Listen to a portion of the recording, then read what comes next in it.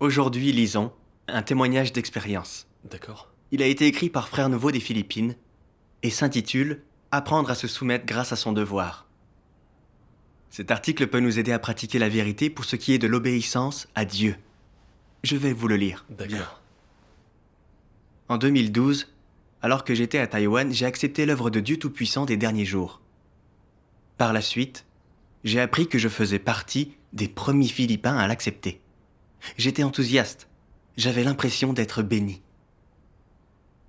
Après être rentré aux Philippines en 2014, j'ai commencé à prêcher l'évangile du règne de Dieu Tout-Puissant dans mon pays. Bientôt, de nombreux Philippins ont accepté l'œuvre de Dieu des derniers jours. J'étais très content et fier de pouvoir faire mon devoir de prédication de l'évangile. Je me disais que prêcher l'évangile et témoigner de Dieu était un devoir particulier qui n'était pas à la portée de tous, parce qu'il faut comprendre certaines vérités pour cela.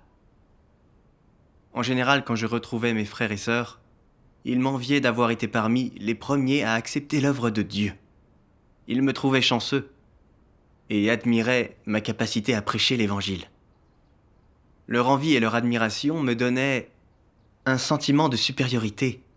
Je croyais mériter un devoir aussi important que celui de prêcher l'évangile. Un jour, j'ai appris que le frère chargé du travail journalier et de la conduite au sein de l'église devait faire renouveler son permis, donc il ne pouvait plus conduire. Notre dirigeant savait que j'avais un permis et m'a demandé si je pouvais reprendre temporairement le devoir de ce frère, aller faire des achats pour l'église en voiture et aussi me charger du travail quotidien. Aussitôt, j'ai été inquiet et angoissé. Je me suis dit, pourquoi veut-il soudain que je conduise ? Si je deviens chauffeur, que vont penser de moi mes frères et sœurs ? Pour moi, prêcher l'évangile et témoigner de Dieu était un devoir important qui permettait d'amener devant Dieu beaucoup de gens désirant vivement son apparition. Mais conduire n'était qu'un travail quotidien, un devoir ordinaire, une corvée essentiellement, qui ne permettait aucunement de témoigner de Dieu ou de susciter l'admiration des autres. N'importe qui peut faire une simple corvée, mais pas prêcher l'évangile et témoigner de Dieu. J'étais vraiment déçu qu'on m'assigne un tel poste. J'avais l'impression que ce devoir de conduite ne me convenait pas. Je n'arrivais pas à comprendre pourquoi ça m'arrivait. Et je redoutais que mon dirigeant me force à conserver ce devoir. De nombreuses pensées négatives me venaient. Je ne pouvais pas accomplir ce devoir sans discuter. Je ne voulais pas que mes frères et sœurs sachent qu'il m'avait été attribué. Le lendemain, certains d'entre eux m'ont salué en disant « J'ai appris que tu faisais un devoir de conduite maintenant ?» Les entendre dire ça m'a rendu vraiment honteux, m'a déprimé. Je ne voulais pas de ce devoir. J'ai pensé que j'aurais dû prêcher l'évangile, ce qui m'aurait valu une bonne réputation. Je ne voulais pas que les autres me regardent de haut. Je me sentais très offensé et désobéissant. Et j'étais empli de pensées négatives. Mais je faisais semblant que ça m'était égal. Je ne voulais pas qu'ils voient mes défauts et me méprisent. Alors je leur répondais en disant « Ce sont les arrangements de Dieu, et je lui en suis reconnaissant. » En disant ça, je me rendais compte que, même si je connaissais l'expression « Dieu est le souverain sur toute chose », quand Dieu établissait effectivement un environnement, je n'admettais pas vraiment sa souveraineté. Je ne pensais pas ce que je disais. En apparence, j'étais obéissant. Mais en réalité, je ne voulais pas accepter l'environnement créé par Dieu ni lui obéir.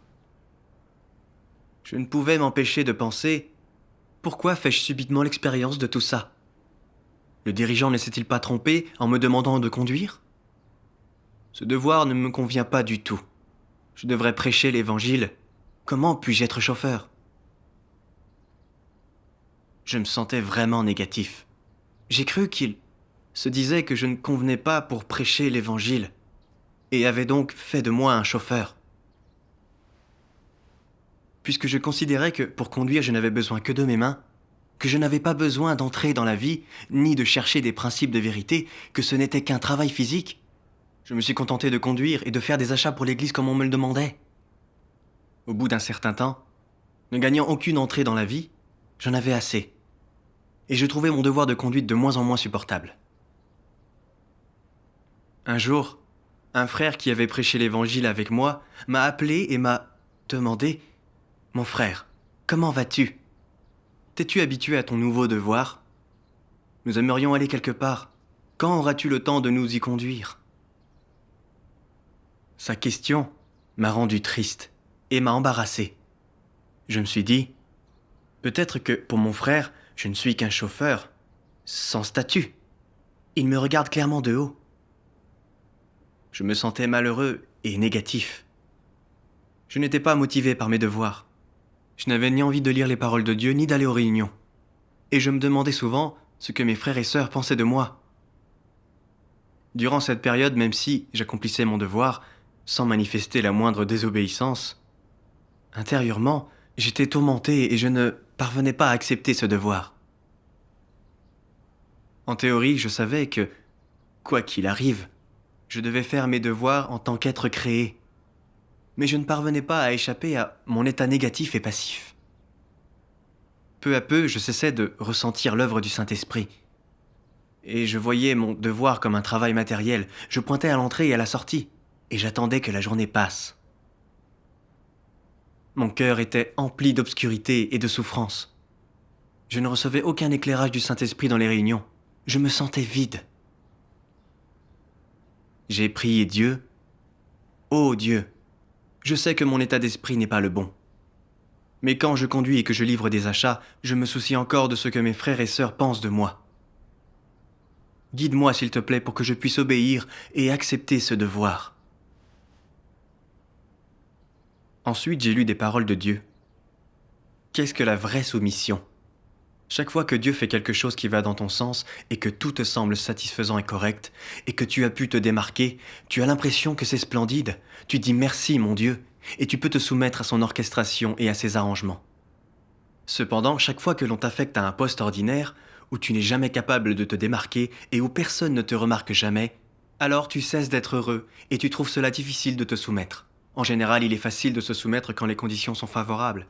Si tu peux également te soumettre dans des circonstances défavorables, où les choses ne vont pas comme tu le souhaites, et où tu te sens blessé, des circonstances qui t'affaiblissent, te font souffrir physiquement et portent sérieusement atteinte à ta réputation, qui ne flattent pas ta fierté et ta vanité, et qui te font souffrir psychologiquement, alors tu as vraiment grandi.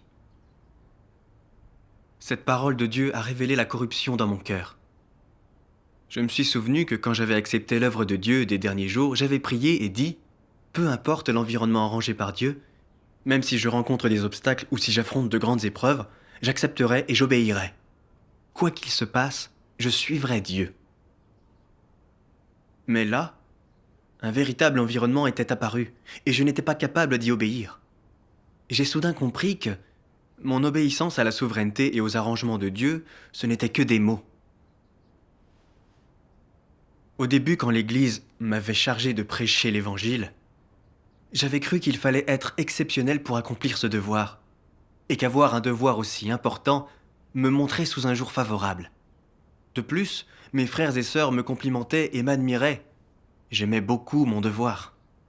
Je me montrais donc très enthousiaste et travaillais vraiment dur pour l'accomplir. Mais quand le dirigeant m'a demandé de conduire, j'ai eu l'impression qu'après avoir été tenu en haute estime par tout le monde, j'étais devenu un chauffeur dont personne ne se souciait. Et c'était très embarrassant. En plus, je pensais que conduire n'était pas important, que personne ne m'admirait pour ça. Si j'accomplissais ce devoir, mes frères et sœurs ne m'admireraient plus comme avant. Donc, du fond de mon cœur, je ne pouvais pas accepter ce devoir, ni obéir à la souveraineté et aux arrangements de Dieu. J'avais même cru que mon dirigeant avait fait un mauvais choix. Je prenais trop au sérieux ma dignité et mon statut. Je faisais la fine bouche et traitais mes devoirs en me basant sur mes préférences. Je voulais un devoir me permettant d'être admiré et de me montrer, pas un devoir qui soit discret et invisible. Quand le devoir arrangé pour moi n'avait pas conduit les autres à m'admirer, mon cœur s'était empli de résistance et de plainte. En apparence, je ne m'y opposais pas. Mais intérieurement, je ne me résolvais pas à obéir. Ce qui m'avait fait perdre l'œuvre du Saint-Esprit et vivre dans l'obscurité. Grâce à la parole de Dieu, j'ai compris que si je voulais obéir sincèrement à Dieu et avoir une vraie stature, je devais obéir aux arrangements de Dieu, non seulement quand l'environnement me convenait, mais aussi et surtout quand un environnement ne me convenait pas. Même si je perdais la face ou que mes frères et sœurs ne m'admiraient pas, je devais accepter et obéir. C'est exact. Plus tard, dans une réunion, j'ai échangé ouvertement sur mon état. Et mes frères et sœurs m'ont envoyé des paroles de Dieu qui m'ont grandement aidé à comprendre la racine de ma désobéissance. Dieu Tout-Puissant dit : qu'est-ce que Satan utilise pour garder l'homme solidement sous son contrôle ? La gloire et le gain. Donc, Satan contrôle les pensées des hommes par la gloire et le gain jusqu'à ce qu'ils ne pensent plus qu'à cela. Il lutte pour la gloire et le gain, endure des difficultés pour la gloire et le gain, supporte l'humiliation pour la gloire et le gain, sacrifie tout ce qu'ils ont pour la gloire et le gain, porteront des jugements et prendront des décisions pour la gloire et le gain. De cette façon, Satan attache les hommes avec des chaînes invisibles dont ils n'ont ni la force ni le courage de se libérer. Alors, sans le savoir, il porte ces chaînes et avance avec beaucoup de difficultés. À cause de la gloire et du gain, l'humanité s'éloigne de Dieu, le trahit et devient de plus en plus méchante. Ainsi, les générations sont détruites les unes après les autres par la gloire et le gain avec lesquels Satan les a tentées. Si l'on regarde maintenant les actions de Satan, ces sombres motivations ne sont-elles pas abominables ? Peut-être qu'aujourd'hui, vous ne pouvez toujours pas les percer à jour parce que vous pensez qu'il n'y a pas de vie sans gloire ni gain. Vous pensez que si les gens y renoncent, alors ils ne verront plus la voie à suivre, perdront de vue leurs objectifs et leur avenir deviendra sombre, obscur et lugubre. Cela dit, avec le temps, vous comprendrez tous un jour que la gloire et le gain sont des chaînes monstrueuses que Satan utilise pour attacher l'homme. Ce jour-là, tu résisteras totalement au contrôle de Satan et aux liens qu'il utilise pour t'enchaîner. Quand tu voudras te débarrasser de tout ce qu'il t'a inculqué, tu te sépareras entièrement de Satan et détesteras tout ce qu'il t'a imposé. C'est seulement alors que tu auras un véritable amour et un véritable désir pour Dieu. Amen. Amen. Après avoir médité la parole de Dieu, j'ai compris que je n'arrivais pas à obéir aux devoirs qu'on me donnait, parce que je croyais qu'ils nuisaient à ma dignité et à mon statut et que ces dégâts étaient provoqués par Satan. Satan se sert de la gloire et du gain pour contrôler le cœur des gens. Cela les conduit à lutter et à tout sacrifier pour la gloire et le gain. Inconsciemment, je suivais également les philosophies de Satan dans ma vie. Je me suis souvenu que mes parents m'avaient appris à mériter le respect et l'admiration d'autrui. Même dans ma jeunesse, je croyais donc devoir sortir du lot et être exceptionnel. La société et les médias encouragent aussi cette vision des choses. J'avais vu que certaines personnes célèbres, riches et dotées d'un statut élevé étaient mieux traitées que les gens ordinaires. J'étais donc déterminé à réussir et à être admiré par tous. Même après avoir accepté l'œuvre de Dieu, des derniers jours, j'avais vécu selon ses points de vue. Je ne me concentrais pas sur la recherche de la volonté de Dieu ou de la vérité. Et je pensais à tort que faire un devoir important comme prêcher l'Évangile était la seule façon d'obtenir l'admiration et le respect d'autrui. Je croyais que personne n'appréciait les devoirs des travailleurs. J'établissais une hiérarchie entre les devoirs, et je ne voulais faire que les devoirs qui me permettaient de me distinguer. Comme mon dirigeant m'avait chargé de la conduite en se basant sur nos besoins, du fond de mon cœur, je n'avais pas été capable de l'accepter ni d'obéir. J'avais pensé être fait pour prêcher l'Évangile, pas pour un devoir de conduite. Je ne me souciais que de mon image et mon statut.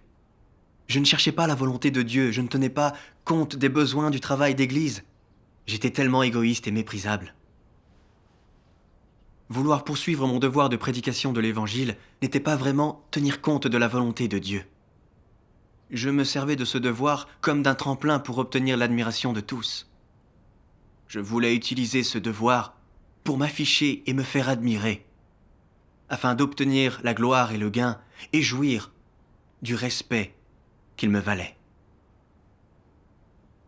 Quand le dirigeant avait arrangé un nouveau devoir pour moi, mon ambition d'être tenu en haute estime avait volé en éclats. J'avais alors reculé et même manqué d'énergie dans l'exécution de mon devoir. Je voyais que ces pensées et opinions sataniques s'étaient enracinées dans mon cœur, qu'elles étaient devenues ma nature. Elles contrôlaient ce que je disais, faisais et mon attitude envers mes devoirs.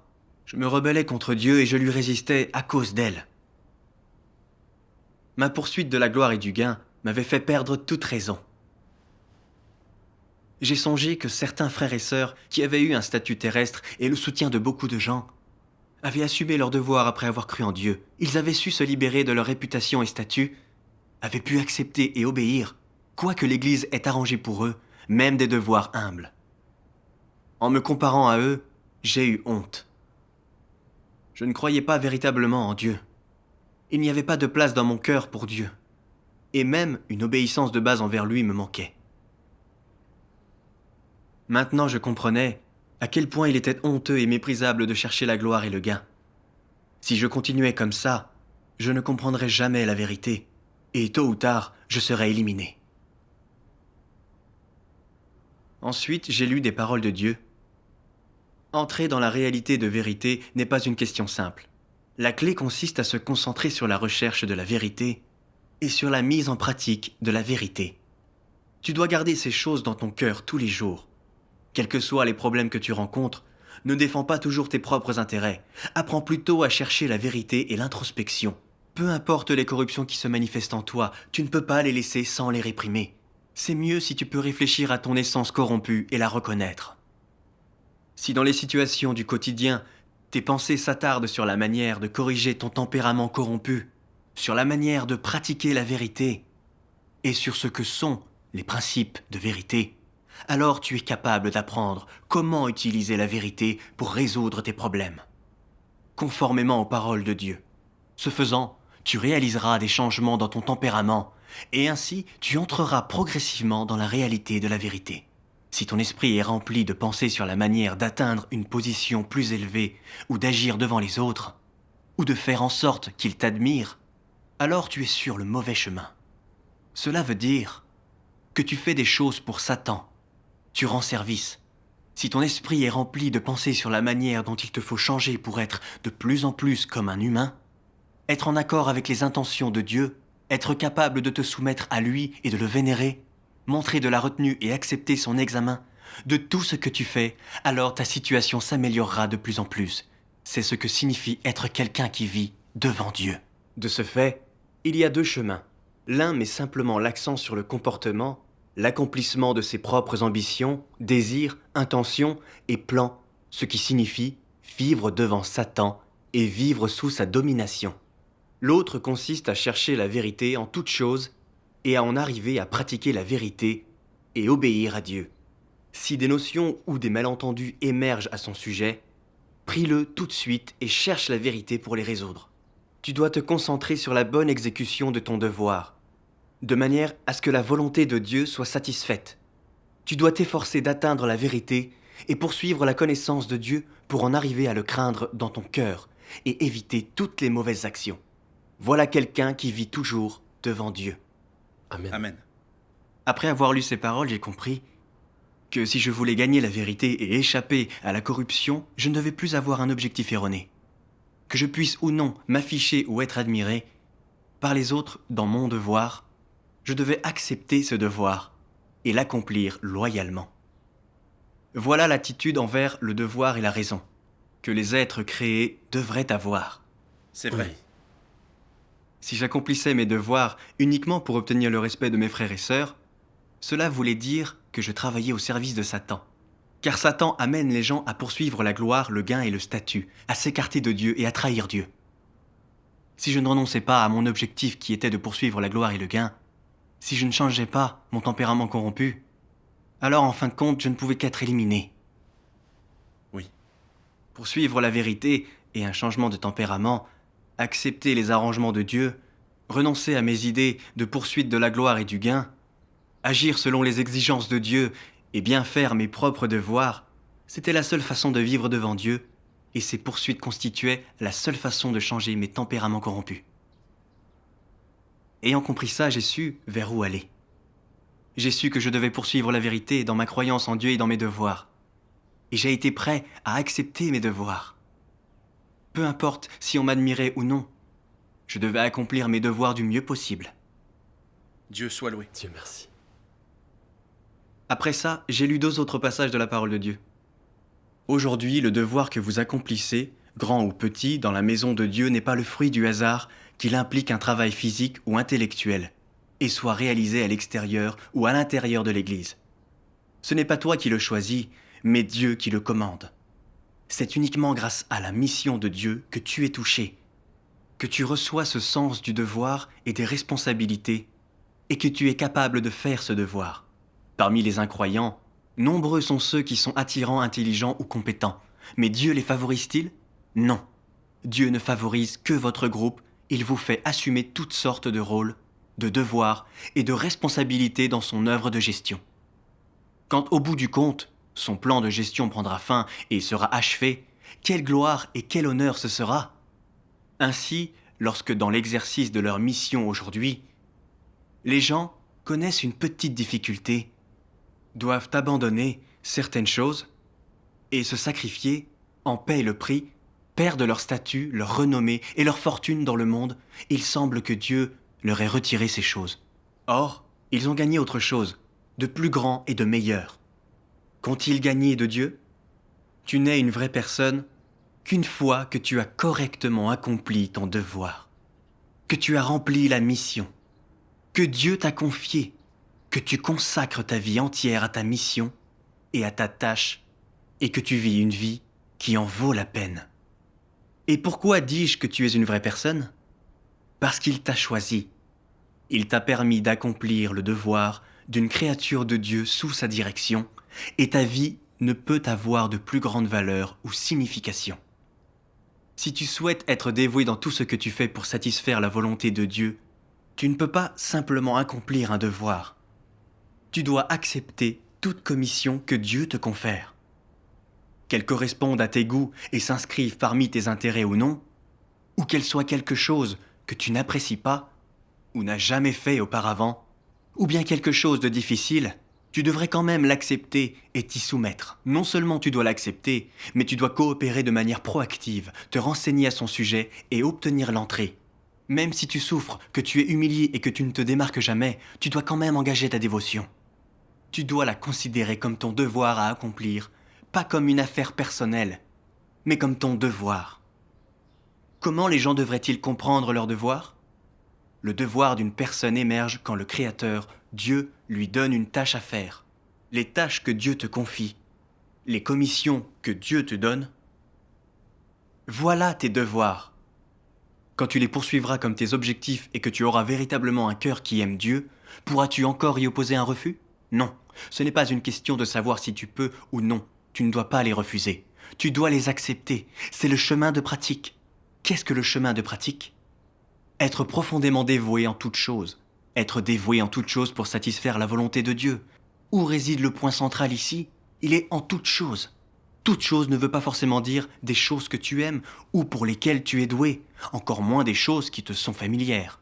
Parfois, tu ne seras pas bon dans quelque chose, parfois tu auras besoin d'apprendre, parfois tu rencontreras des difficultés et parfois tu devras souffrir.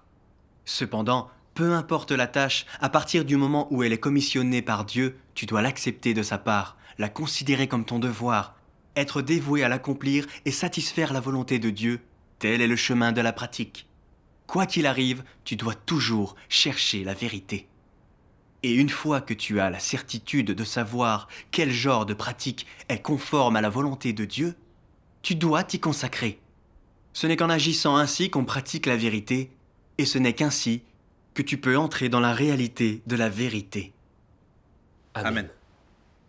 Après avoir lu cette parole de Dieu, j'ai compris qu'un devoir ne se présentait jamais par hasard, ni n'était arrangé par n'importe qui. Il émanait de la souveraineté et de la détermination de Dieu. Amen. Oui. Même si conduire n'était pas un devoir que j'aimais ou qui m'intéressait, il avait été arrangé pour moi selon les besoins du travail d'église. Je ne pouvais pas choisir selon mes préférences. Je n'avais aucune raison de le refuser, même si j'en souffrais ou si je n'étais pas admiré. Je devais obéir et me montrer raisonnable. car ce devoir me venait de Dieu. Amen. Dieu m'avait donné un devoir, ce qui signifiait qu'il m'avait confié une responsabilité, une mission. Quelle que soit la difficulté, je devais accomplir mon devoir de tout mon cœur, faire mon devoir en tant qu'être créé et accomplir la commission de Dieu. Vivre de cette façon est important, ce n'est pas en vain. C'est vrai. Absolument. Avant, j'étais hypnotisé par la gloire et le gain.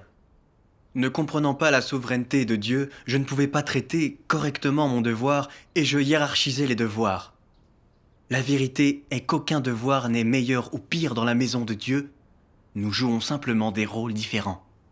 Que ce soit prêcher l'évangile ou conduire une voiture, il s'agit de parts importantes du travail d'église.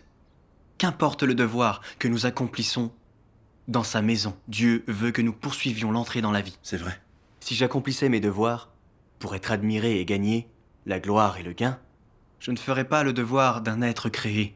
Je manigancerais dans mon propre intérêt. Même si j'étais admiré par d'autres, Dieu n'approuverait pas. Oui.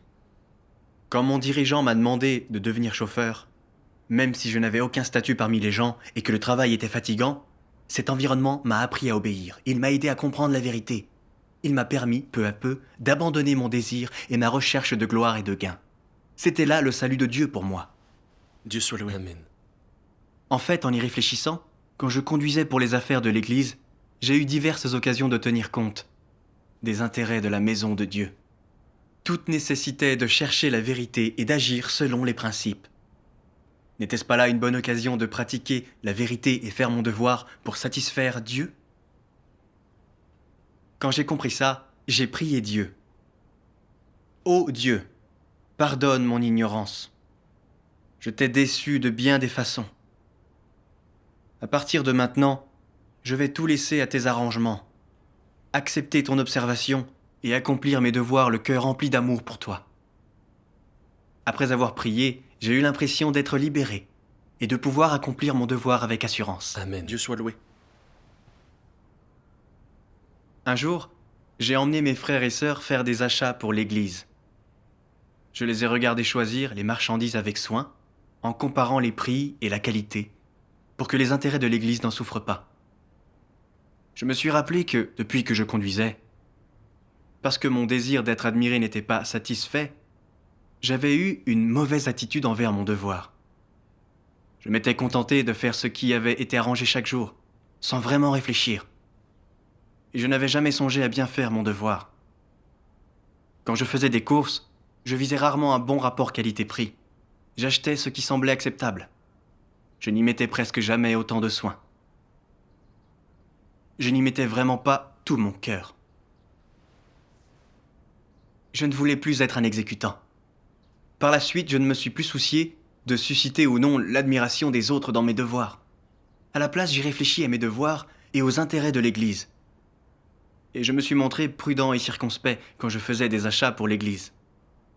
Quand j'accomplissais mes devoirs ainsi, je me sentais particulièrement en paix. Ce n'était plus fatigant. J'ai beaucoup appris de cette expérience.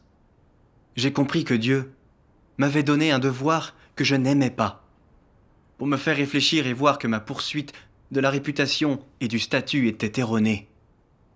Dieu me guidait vers la poursuite de la vérité. C'était l'amour de Dieu pour moi. J'ai fait l'expérience des bonnes intentions de Dieu, et vu que quelle que soit sa façon d'arranger les choses, même si cela contredisait mes notions, ces arrangements bénéficiaient tous à ma vie. Je ne pouvais continuer à me rebeller. Je devais devenir obéissant envers Dieu pour le satisfaire. Amen. Dieu soit loué. Oui. Peu de temps après, mon frère a obtenu son nouveau permis et il a pu se charger à nouveau de la conduite. Alors le dirigeant m'a chargé des affaires générales. En apprenant cette nouvelle, je me suis dit, cette fois, je ne dois pas traiter mes devoirs selon mes préférences. Je dois accepter et obéir aux orchestrations et arrangements de Dieu. Je sais que c'est une nouvelle chance de pratiquer que Dieu me donne, pour me perfectionner grâce à sa parole et à son œuvre, pour me permettre de vivre et de pratiquer ses paroles dans plusieurs devoirs différents. Grâce à mon expérience précédente, je n'ai plus eu de pensées négatives dans mon nouveau devoir. Je n'ai plus méprisé ce devoir, et n'ai plus cherché à être admiré par autrui. À la place, je l'ai accompli de façon réaliste, et j'ai tenté de satisfaire la volonté de Dieu. Amen. Dieu soit loué. J'ai lu ces paroles de Dieu. Pour tous ceux qui accomplissent leur devoir, quelle que soit leur compréhension, profonde ou superficielle de la vérité, la manière la plus simple de pratiquer pour entrer dans la réalité de la vérité est de penser aux intérêts de la maison de Dieu en tout et d'abandonner les désirs égoïstes, les intentions personnelles, les motifs, la réputation et le statut. Fais passer les intérêts de la maison de Dieu en premier. C'est le moins que l'on puisse faire. Si quelqu'un qui accomplit son devoir ne peut même pas en faire autant, alors comment peut-on dire qu'il accomplit son devoir ? Cela n'est pas accomplir son devoir. Tu dois d'abord considérer les intérêts de la maison de Dieu, considérer les intérêts propres de Dieu, considérer son œuvre et donner la priorité à ses considérations. C'est seulement après cela que tu peux penser à la stabilité de ton statut ou à la façon dont les autres te voient. Ne crois-tu pas que cela devient un peu plus facile si tu procèdes par étapes et fais des compromis ? Si tu persévères un moment, tu auras l'impression qu'il n'est pas difficile de plaire à Dieu.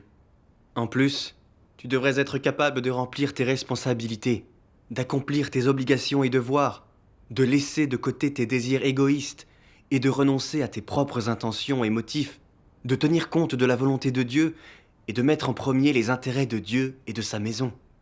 Après en avoir fait l'expérience quelque temps, tu sentiras que c'est une bonne manière de vivre. C'est une vie franche et honnête, sans qu'on y soit quelqu'un d'abject ni bon à rien, et on y vit correctement et honorablement plutôt qu'en y étant étroit d'esprit ou méchant. Tu sentiras que c'est ainsi qu'une personne devrait vivre et agir. Peu à peu, le désir de ton cœur de satisfaire tes propres intérêts s'atténuera. Amen. Amen. Cette parole de Dieu a illuminé mon cœur. Quand nous accomplissons notre devoir, nous devons accepter l'observation de Dieu, nous libérer de nos désirs, offrir en sacrifice un cœur sincère, agir au bénéfice de la maison de Dieu et faire de notre mieux toutes les tâches qui nous sont confiées. C'est là accomplir le devoir d'un être créé. Vivre honnêtement et faire ce que les gens sont censés faire. En pratiquant de la sorte, je me suis senti résolu et à l'aise. Dieu soit loué. Je suis très heureux dans mon devoir désormais, et j'ai gagné beaucoup. Je sais que si je n'avais pas été exposé par les faits et par le jugement de la parole de Dieu, je n'aurais pas reconnu ma propre corruption. Pour traiter ma corruption, ma rébellion et mes points de vue erronés sur la poursuite, Dieu m'a mis dans un environnement que je n'aimais pas, pour me faire me connaître, et pour me faire comprendre quelles attitudes et points de vue sur les devoirs étaient conformes à la volonté de Dieu. Après avoir fait cette expérience, j'ai aussi compris que le devoir que je faisais était arrangé par Dieu et qu'il était basé sur mes besoins pour l'entrée dans la vie, et que je devais donc accepter et obéir, accomplir mes devoirs avec tout mon cœur et tout mon esprit, poursuivre la vérité quand j'accomplissais mes devoirs, et devenir quelqu'un qui obéit véritablement à Dieu et gagne son approbation. Dieu soit loué. Dieu soit loué. Cette expérience est merveilleuse.